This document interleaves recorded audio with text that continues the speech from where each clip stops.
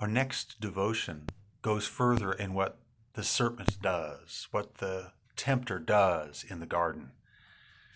This is the outright denial of what God has said is right. God said, on the day that you eat, you will surely die. And the serpent says, you will not die. Let's hear Genesis chapter 3, verse 4. The serpent said to the woman, you will not surely die. This is a problem with trying to argue with the temptation and argue with the tempter. The tempter is very good at what he's doing. He has nothing to lose and everything to gain, and you have nothing to gain and everything to lose by continuing to talk with him. Did Eve think that she needed to defend God? Maybe to say, this is how God's ways are and they're right? Or perhaps the serpent just didn't understand and she could explain it. Do you think you can explain away what God is saying? Is that really true? Do you really have to do that? Do you really have to not hate your brother in your heart? Do you really have to forgive your sister when she's done wrong against you? This is the temptation and the question. Maybe it doesn't apply here. Maybe it doesn't work here. Satan is now very direct. He had said and questioned, but now he directly contradicts God, who says, on that day you will surely die. He says, you will not surely die. And Eve, who began to echo maybe her own insecurities about God, is having that confirmed by the serpent's words. The greatest lie is to claim that the truth which God has spoken, God who is truth himself, to claim that that's a lie. It's not a lie. But for some reason, this really blatant and obvious lie that Satan tells is one that Eve falls for. She goes for. Was she maybe suspecting that there was something wrong in what God had done?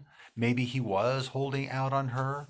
There was something there that was not quite right. Maybe God was just trying to fool her into thinking that she shouldn't have to withhold her hand and her mouth from the fruit of the one tree that he said she must. Here is a problem. When we start talking about God and we leave off talking to God, we get in trouble. God should not be a third party. He's present with us now. He hears my words. He hears your thoughts.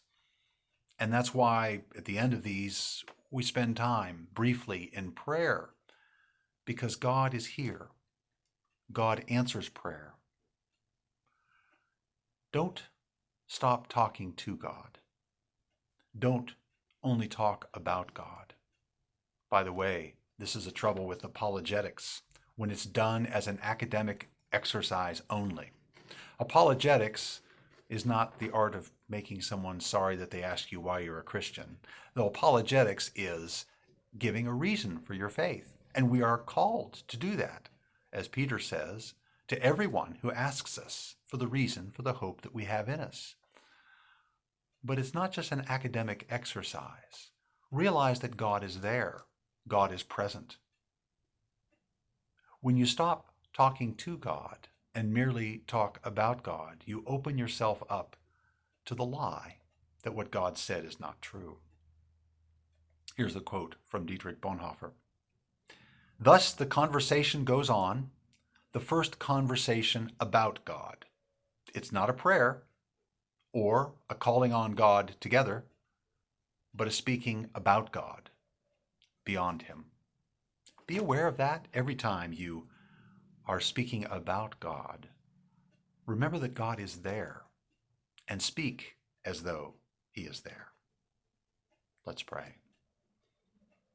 Our Father, I thank you for your word, which is constant, and for your presence, which is eternal. Open our hearts and the eyes of our mind to know your presence, always, that we would not talk about you and ignore you, but talk in a way that acknowledges your presence. And then lead us not into temptation, but deliver us from evil. Amen.